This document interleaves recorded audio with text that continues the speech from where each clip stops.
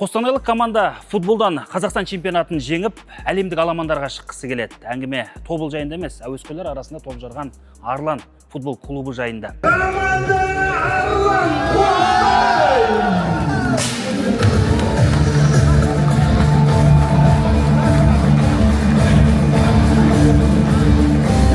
Енді біреу білсе, біреу білмес, биыл елімізде осы әуесқойлар лигасы ұйымдастырылып, қазір өңірлерде ең мықты команда анықталуда. Ең бірінші болып Қостанай облысы осы аймақтық жарыста қорытындылады. Бас аяғы 8 команда қатысқан болатын. Олардың арасында Арлан футбол клубы жеңімпаз деп танылды.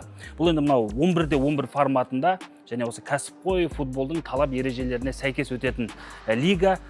Мына Арлан командасы 4 жыл бұрын қалыптасқан және жыл сайын осы әуесқойлар арасындағы әртүрлі жарыстарға қатысып келеді. Биыл өте жақсы өнер көрсетіп, осы 8 команданың арасында айналмалы жүйеде өткен жарыста топ жарды.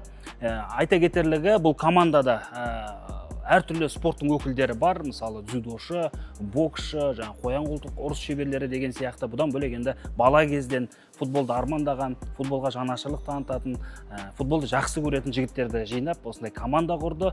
Олар Қостанай облысының жеңімпазы атанды. Енді республикалық жарысқа қатысады. Дәл осылай 20 өңір бар ғой, 20 өңірдің үздіктері күзде, нақтырақ айтқанда қазан айында өзара мықтыны анықтайды және жеңімпаз команда кәсіпқойлар арасында Қазақстан чемпионатына қатыса алады.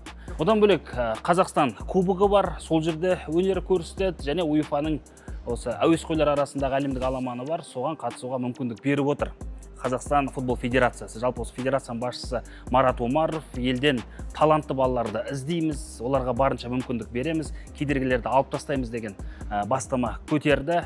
Үнемі осы сұхбаттарында, баяндамаларында айтып жүр және осы әуесқойлар лигасын көреміз, соған қаншалықты мүмкіндік беретінін, қандай таланттар шығатынын және олар қай шамаға дейін шаба алатынын деген сияқты осындай жоба қазір әлеуметтік спорттық жоба жүзеге асып жатыр.